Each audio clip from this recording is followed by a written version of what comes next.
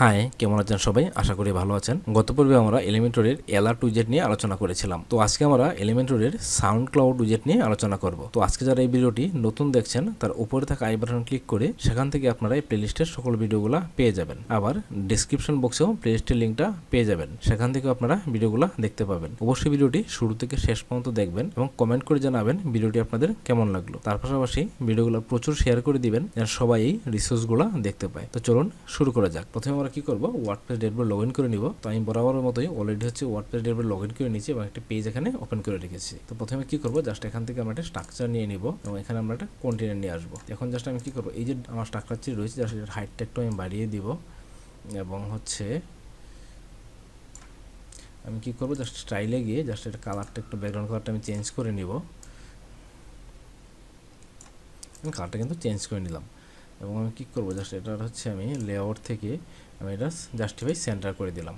এখন আমি কি করব, জাস্ট আমার যে হচ্ছে এই যে সাউন্ড ক্লাউড হচ্ছে উইজেটটি রয়েছে, জাস্ট এই উইজেটটি নিয়ে আমরা আলোচনা করবো আজকে এবং এটাকে কীভাবে কাস্টমাইজ করা যায় সেটাই দেখবো। তার জন্য কি করব, জাস্ট ডাক করে আমি ছেড়ে দিব।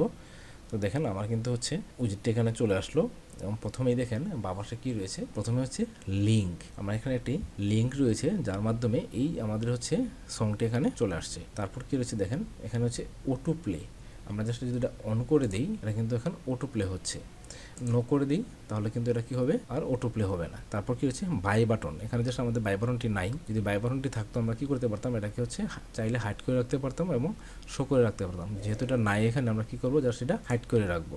তারপর কি রয়েছে লাইক বাটন, এই লাইক বাটনটা এখানে আমাদের নাই, লাইক বাটনটা সবসময় এখানেই থাকে, তো এটাও নাই আমাদের এখানে, জাস্ট এটা আমরা হাইড করে রাখতে পারি। তারপর হচ্ছে ডাউনলোড বাটন, আমরা ডাউনলোড বাটনটা এখান থেকে পাই, তো হচ্ছে ডাউনলোড বাটনটা এখানে আমাদের নাই, তো জাস্ট এটাও আমি ডিসেবল করে রাখতে পারি, আমরা চাইলে কিন্তু এনাবল করে রাখতে পারি। তারপর কি রয়েছে দেখেন আর্টওয়ার্ক, এই যে ইমেজটা রয়েছে আমার, আমি যদি এটা হাইড করে দিই দেখেন আমার ইমেজটা কিন্তু এখান থেকে চলে যাবে। দেখেন আমার ইমেজটা কিন্তু এখান থেকে চলে গেছে।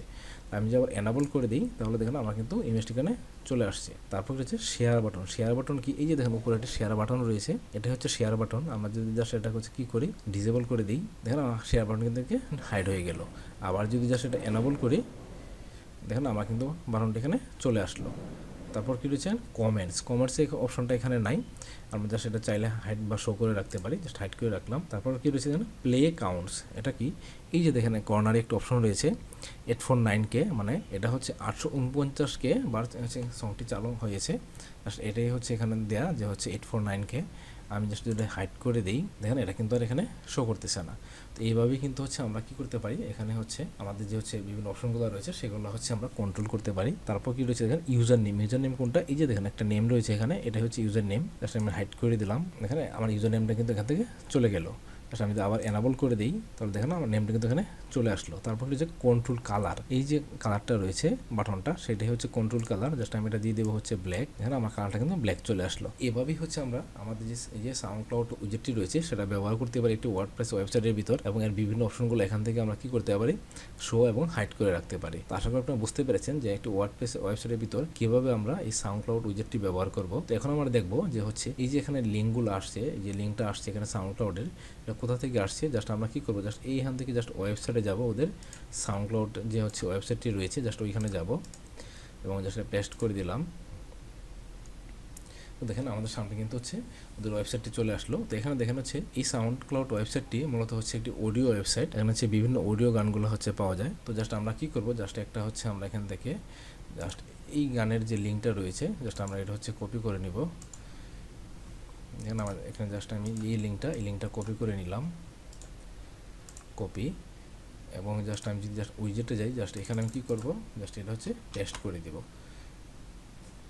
দেখেন আমার কিন্তু এখানে গানটি চলে আসলো। এভাবে আমরা কি করতে পারি, জাস্ট সাউন্ড ক্লাউড ওয়েবসাইট থেকে জাস্ট এখান থেকে বিভিন্ন হচ্ছে গানের লিঙ্কগুলো আমরা এখান থেকে কপি করে জাস্ট এই লিঙ্কগুলো কপি করে এনে যদি জাস্ট আমরা এই উইজেটের ভিতর যে লিঙ্কের অপশনটা রয়েছে জাস্ট এখানে পেস্ট করে দিই তাহলে কিন্তু আমাদের ওয়েবসাইটের ভিতর এই লিঙ্কটা এখানে কাজ করবে। তো আশা করি আপনারা বুঝতে পেরেছেন যে কিভাবে আমরা এই সাউন্ড ক্লাউড উইজেটটি একটি ওয়ার্ডপ্রেস ওয়েবসাইটের ভিতর ব্যবহার করব এবং হচ্ছে কিভাবে এর বিভিন্ন অপশনগুলো আমরা এখান থেকে শো এবং হাইড করে কাস্টমাইজ করব। তো আজকে আমি এখানেই শেষ করছি, দেখা হবে পরবর্তী ভিডিওতে।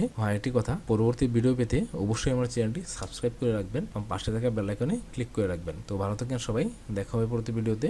ধন্যবাদ সবাইকে।